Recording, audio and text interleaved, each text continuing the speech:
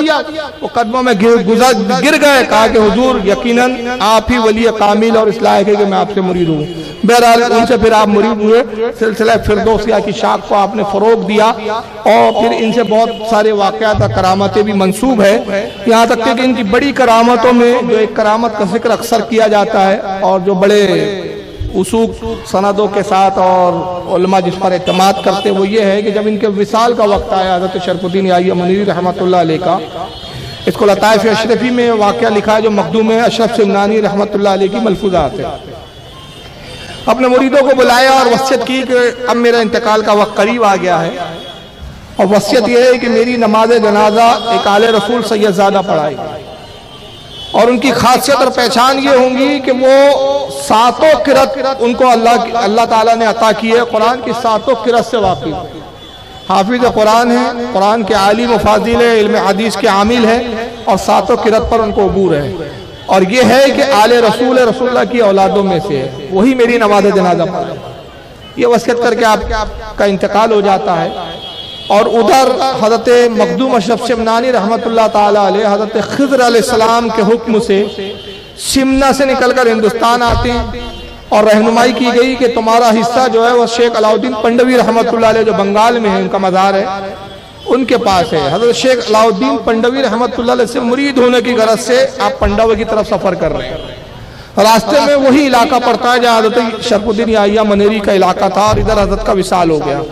مریدین نے جنازہ تیار کیا, اور جنازہ تیار کرنے کے بعد رکھ دیا, اور انتظار ہو رہا ہے کہ حضرت کی وصیت ہے کہ ایک سید صاحب آئیں گے, وہ نماز پڑھائیں گے, تو آخر دیکھیں کہ وہ سید کون ہے. جب بہت دیر گزر گئی, کوئی ظاہر نہیں ہوا, تو حضرت کے ایک مرید خاص تھے, انہوں نے ارادہ کیا کہ بھائی ہو سکتا ہے حضرت کے آخری وقت میں حضرت نے اسی طرح کچھ بات بول دی ہو جس کے مفہوم کو ہم سمجھ نہ سکے ہو, تو اب زیادہ تاخیر مناسب نہیں ہے, بہت انتظار ہو گیا, چلو ہم ہی نماز جنازہ پڑھاتے اور حضرت کی تدفین کرتے.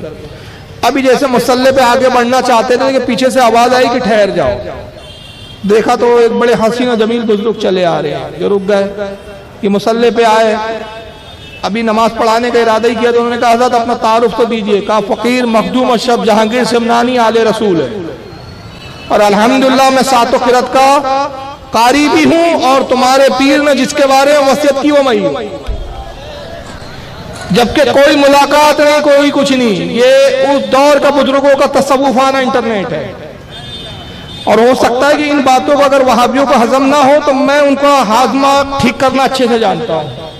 تو ان کو چاہیے کہ اپنے ہی سب سے بڑے ولی, جن کو وہ ولی مانتے, ہم تو نہیں مانتے, وہ مانتے, سب سے بڑا عالم, اور جس کی بنیاد پر یہ دو طبقوں میں بٹے, ایک دیوبندی ہوئے, ایک اہل حدیث ہوئے, جن کا نام مولوی اسماعیل دہلوی ہے. مولوی اسماعیل دہلوی نے اپنی کتاب صراط مستقیم, اس میں خود لکھا ہے کہ ولیوں میں اللہ نے وہ طاقت دی کہ ایک ولی مشرق میں ہو, ایک مغرب میں, ایک شمال میں, ایک جنوب میں, یہ چاروں ولی آپس میں ایک دوسرے کو دیکھتے بھی اور ایسے بات کرتے جیسے ایک ہی مجلس میں بیٹھے ہوئے. یہ ان کا مولوی لکھ گیا ہے. نعرہ رسالت, مخدوم جہاں کانفرنس. تو فرمایا کہ تم وہی میں شخص ہو جس کے بارے میں تمہارے پیر نے وصیت کی تھی. تو کہا حضرت بے شک آپ وہ نماز پڑھائے. بہرحال حضرت نے نماز جنازہ پڑھائی, اور پھر اپنے ہی دست مبارک سے قبر میں اتارا, تدفین کی. اور جب فاتحہ سے بھی فارغ ہوئے تھے کہ ایک عجیب منظر دیکھا کہ حضرت شرف الدین یحییٰ منیری رحمۃ اللہ علیہ کا ہاتھ قبر کے باہر آ گیا. تو لوگ حیران ہو گئے کہ بھئی ہاتھ کیوں باہر آ گیا. حضرت نے پھر مراقبہ کیا, مخدوم اشرف سمنانی رحمۃ اللہ علیہ نے آنکھیں بند کیا, فرمایا کہ حضرت نے قلعہ کے بارے میں وصیت کی تھی. جو قلعہ ہوتی دیکھے ہوں گے آپ نے, حضرت علامہ مدنی میاں صاحب بھی پہنتے, اگر نہیں سمجھ میں آ رہی تو اتنے آسانی سے سمجھا دے رہا ہوں. مدنی میاں صاحب اکثر تقریر میں پہنتے, ہاشمی میاں صاحب پہنتے, وہ قلعہ ہے. کہا کہ حضرت نے قلعہ کی وصیت کی تھی, اور وہ قلعہ وہ ہے کہ جو حضرت کو مرشد سے ملی تھی, اور حضرت نے وصیت یہ کی تھی کہ میرے ساتھ میری قبر میں دفن کی جائے. تم اسے قلعہ کو رکھنا بھول گئے, حضرت اپنی قلعہ مانگ رہے. چنانچہ قلعہ لا کر دی گئی, اور جب حضرت کے ہاتھ میں حضرت نے رکھا مخدوم سمنا نے, تب ہاتھ قبر کے اندر چلا گیا. یعنی حضرت نے بتا دیا کہ ولی وہ ہوتا ہے جو مرنے کے بعد بھی حیات ہوتا ہے, مرنے کے بعد بھی زندہ ہوتا ہے. تو جب ولیوں کی زندگی کا یہ حال ہے تو نبی کریم صلی اللہ تعالی وسلم کی زندگی کا کیا حال ہوگا. یہ تو بیچارہ ابھی تک رسول کے ہی زندہ ہونے پر شک کیے بیٹھا ہوا ہے. وجہ یہ ہے کہ اس کے نزدیک نبی زندہ اس لیے نہیں ہے کہ اس کا ایمان خود مردہ ہو چکا ہے. اس کا ایمان زندہ ہوتا تو نبی اس کو زندہ نظر آتے. تو جس کا ایمان مردہ ہو تو اس کو کیا نظر آئے؟ تو اسی کو تعالیٰ حضرت نے کہا آنکھ والے تیری جوبن کا تماشا دیکھے، دیدہ کور کو کیا نظر آئے کیا دیکھے. بے شک سبحان اللہ سبحان اللہ. تو یہ آنکھوں والوں کی بات ہے. تو شرف الدین یحییٰ منیری رحمت اللہ علیہ کا یہ عالم ہے کہ صاحب وصال کے بعد بھی، اور یہی نہیں بلکہ وہ ایک واقعہ مجھے یاد آ رہا ہے، معراج ربانی نے اس کا بڑا مذاق اڑایا. کہا کہ دیکھو صاحب یہ مرنے کے بعد بھی ان کا فیکٹ چلتا ہے، انٹرنیٹ چلتا ہے، ان کی کمبینیشن چلتا ہے. ہم نے کہا خبیر ہمارے ولیوں کی یہی تو تاثیر ہے. ولی اس لیے تو ولی ہوتا ہے کہ اس کا سب کچھ چلتا ہے، اور خبیث اس لیے خبیث ہوتا ہے کہ اس کا سب کچھ بند ہو جاتا ہے. اس کے لیے تو جنت کے دروازے بند ہو جاتے ہیں، سب کچھ بند ہو جاتا ہے. تو اس نے اعلیٰ حضرت نے ملفوظ میں ایک واقعہ لکھا، اس کا بڑا مذاق اڑایا، لیکن دیکھا نہیں کہ یہی واقعہ حدیث میں بھی موجود ہے. حدیث میں امام دہلوی نے مسند الفردوس میں واقعہ لکھا، وہی واقعہ امام جلال السیوطی نے لکھا. واقعہ کیا ہے کہ ایک صحابیہ کا تو بیٹے کو وصیت کیا ان صحابیہ نے، کہا کہ بیٹا میرا کفن اچھا رکھنا، مجھے اچھا کفن دینا. انتقال ہو گیا، صاحبزادوں کو وصیت یاد نہیں رہی. اس وقت جو کفن دستیاب ہوا وہی ماں کو انہوں نے دے دیا اور اسی کفن میں تدفین کر دی. رات میں والدہ محترمہ خواب میں تشریف لائی. کہا بیٹا تم نے ہماری وصیت کا لحاظ نہیں رکھا، تم نے بڑا معمولی کفن ہمیں دیا. تو یہ خواب میں کہتے امی جان میں بھول گیا تھا، میں شرمندہ ہوں. کہا بیٹا کوئی بات نہیں، اس کا ازالہ ہو سکتا ہے. اور ازالہ یہ ہے کہ کل پڑوس کا فلاں شخص کا انتقال ہونے والا ہے، جب اس کو دفن کیا جائے تو اسی کی قبر میں نیا کفن رکھ دینا، وہ ہم کو مل جائے. اب یہ صاحب خواب سے بیدار ہوئے، یہ صاحب تو یہ حیران گئے بھی صحابی. سوچنے لگے بھائی خواب ہے. پھر سوچا نہیں خواب جھوٹا نہیں ہو سکتا، والدہ خواب میں دکھی ہے. اب وہ پڑوسی کو دیکھ رہے ہیں تو دیکھ رہے تو بڑا تندرست اور چست نظر آ رہا ہے. وہ پڑوسی ان کا گھوم رہا ہے، پھر رہا ہے، کھا رہا پھر رہا. یہ سوچ رہے یار یہ تو عجیب بات ہے، نہ یہ بیمار ہے نہ کوئی اس کو تکلیف ہے، اور امی نے کہا کہ ان کا دوپہر میں انتقال ہوگا، تو یہ کیسے ہو سکتا ہے. ان سے بازار میں مل کے گھر آئے. گھر پہنچے تھے کہ اچانک خبر آئی کہ ان کا قلب حرکت قلب ان کو دورہ پڑا، قلب بند ہو گیا، انتقال ہو گیا، جس کو ہارٹ اٹیک بولتے ہیں. تو ان کو یقین ہو گیا کہ جب ہارٹ اٹیک سے ان کا انتقال ہوا، یقیناً یہ خواب بھی سچا ہے. جب ان کی تدفین ہوئی تو انہوں نے وصیت کے مطابق وہ کفن ان کے ساتھ رکھ دیا. رات میں پھر والدہ خواب میں آئی، دیکھا کہ نیا کفن پہنے ہوئے ہیں. کہا بیٹا تم نے اچھا کیا، ہمیں اچھا کفن دیا. اب مجھے بڑی مسرت اور خوشی ہوئی، میں نے پرانا کفن واپس لوٹا دیا. یہ بیدار ہوئے تو کیا دیکھتے ہیں کہ جو کفن پرانا دیا تھا وہ کھوٹی پہ لٹکا ہوا ہے. تو امام جلال الدین سیوطی نے اس کو لکھا ہے شرح صدور میں. تو تم تو امام جلال الدین سیوطی کو تم بھی تو امام بولتے ہو نا بھائی، تو یہ سارا ٹھکرا تم بریلیوں پہ کیوں پھوڑتے ہو؟ پھر ایک طرف بولتے ہو ہم اماموں کو بھی مانتے، تو صاحب کیوں نہیں بول دیتے کہ ہمارا دھرم وہ ہے جس کو نہ ہم امام مانتے ہیں نہ کوئی حدیث مانتے، جو ہمارا نفس اور دل بولتا ہے وہ ہم مانتے ہیں، تو جھگڑا ہی ختم ہو جائے. ایک طرف بولتے ہم سب کو مانتے ہیں، امام بھی مانتے، ہم سلفی بھی ہے، سلف صالحین کو بھی مانتے. جب سلف صالحین کو مانتے دوسری طرف پھر انکار کیوں کرتے ہو؟ تو بہرحال چلیے یہ ان کی بد نصیبی ہے، لیکن اللہ کا فضل و کرم ہے کہ یہ ہماری خوش قسمتی اور خوش نصیبی ہے کہ ہم اولیاء کرام کو مانتے بھی ہیں اور اولیاء کرام کو زندہ بھی جانتے ہیں، اور ان کی صحبت ان کی محبت کو ہم جانے ایمانی نہیں مانتے، بخشش کا ذریعہ مانتے، کیونکہ رسول اللہ کی حدیث ہے. چنانچہ آئیے میں صرف 2 حدیثیں اولیاء کرام کی فضیلت پہ بتا کے یہیں اختتام کر رہا ہوں. امام دہلوی رحمت اللہ علیہ مسند الفردوس جلد نمبر 1 صفحہ نمبر 105 حدیث نمبر 219 اس پر نقل کرتے حدیث پاک عن انس رضی اللہ عنہ قال قال رسول اللہ صلی اللہ علیہ وسلم. حضرت انس بن مالک سے روایت ہے، صحابی رسول ہے، وہ کہتے ہیں کہ رسول اللہ صلی اللہ علیہ وسلم نے ارشاد فرمایا اکثر من المعارف من الاولیاء. آقا نے کہا لوگوں اولیاء سے جان پہچان رکھو، اولیاء کی معرفت رکھو، اولیاء سے اپنا تعلق قائم رکھو. فَإِنَّا لِكُلِّ وَلِيٍّ شَفَاعَةً عِندَ اللَّهِ يَوْمِ الْقِيَامَةِ کہ تم جس ولی سے قریب رہو گے قیامت کے دن وہی ولی تمہاری شفاعت کرتا ہوا نظر آئے. जिस वली से तुम मोहब्बत करोगे वो वली तुम्हारी क़यामत के दिन क्या करेगा, अल्लाह की बारगाह में तुम्हारी शफाअत करेगा।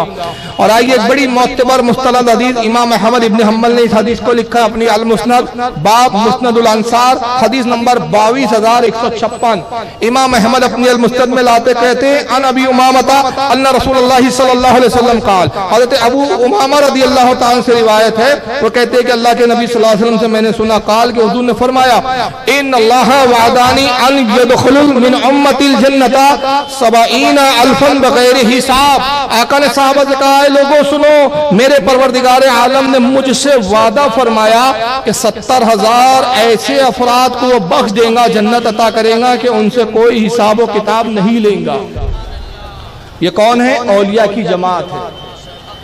हाँ बस हो गया, आखिरी 70,000 ऐसे औलिया होंगे मेरी उम्मत के कि अल्लाह ताला उनसे हिसाब व किताब नहीं लेगा बल्कि उनको बख्श देगा। फकाला यजीद इब्न अल-अखनसी सुलमियो वल्लाहि मा उलाइका फी उम्मती का इल्ला कज़्जुबैबिल असहाबी फी ज़िबान।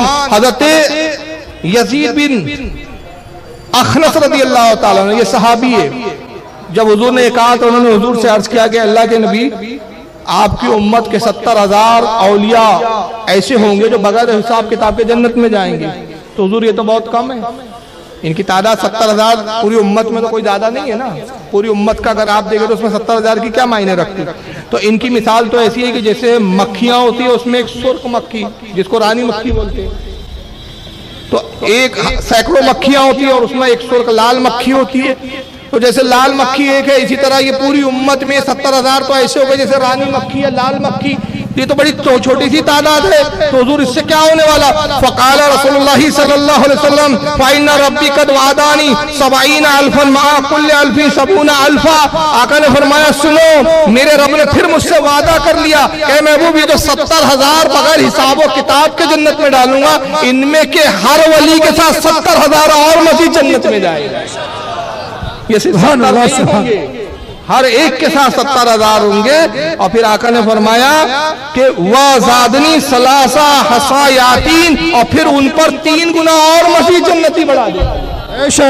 यानी आप 70,000 को 70,000 से मल्टीप्लाई करें, फिर उसको 3 से और मल्टीप्लाई करें, तो जितना फिगर आएगा वो लोग हैं औलिया इकराम जिनसे कोई हिसाब व किताब नहीं है। और ये वो है औलिया की तादाद है जिनसे हिसाब नहीं हो रहा है। और इनमें से जिससे हमारी मोहब्बत कामयाब हो गई वो वली अपने साथ शफात करके अपने उस चाहने और मानने वाले को भी ले जाएगा।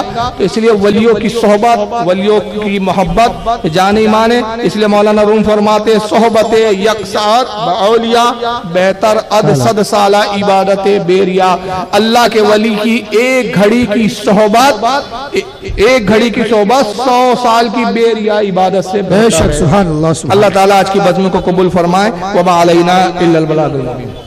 हनफी ऑर्गेनाइजेशन की ब्रांच काम कर रही है, और भी जगह ब्रांचेस है इसकी, और तकरीबन आज से 10 साल पहले सुन्नी हनफी ऑर्गेनाइजेशन की नागपुर में बुनियाद रखी थी हमने।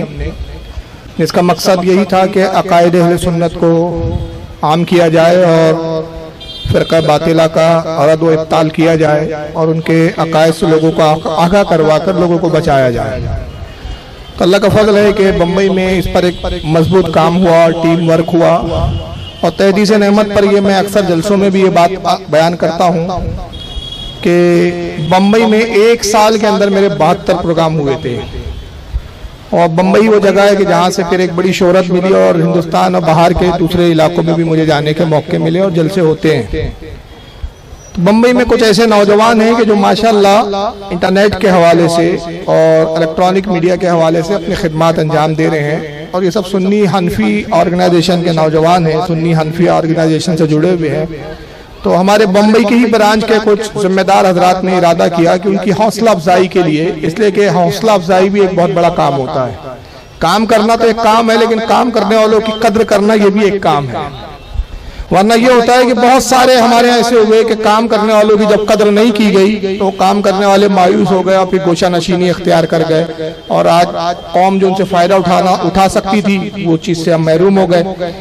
تو بہرحال کچھ نوجوان اس وقت انٹرنیٹ پر بھی کام کر رہے ہیں اور تصنیف و تالیف کے حوالے سے بھی کام کر رہے ہیں، جس میں ہمارے ایک ڈاکٹر آفاق فاروقی صاحب ہے جو ماشاءاللہ مصنف بھی ہے، باوجود اس کے کہ دنیاوی علم رکھتے ہیں لیکن مطالعہ کثرت مطالعہ کی بنیاد پر کچھ کتابوں کے مصنف بھی ہیں، اور ماشاءاللہ اچھے فن پر اور اسماء اور جرح و تعدیل پر کتابیں لکھی ہے کئی، جس کو علماء تک نے اس کو سراہا ہے، جن میں سے ابھی حال ہی میں کتاب ان کی انٹرنیٹ پر بھی آئی ہے اور الحمدللہ اشاعت کے مرحلوں سے گزر رہی ہے، جس میں صرف ایک حدیث کے اوپر انہوں نے پورا مقالہ قلم بند کیا ہے، اور وہ حضرت مالک دار رحمت اللہ رضی اللہ تعالیٰ عنہ صحابی رسول کی ایک حدیث ہے، اس حدیث پر یہ جرح کرتے ہیں، اس میں یہ کہ انہوں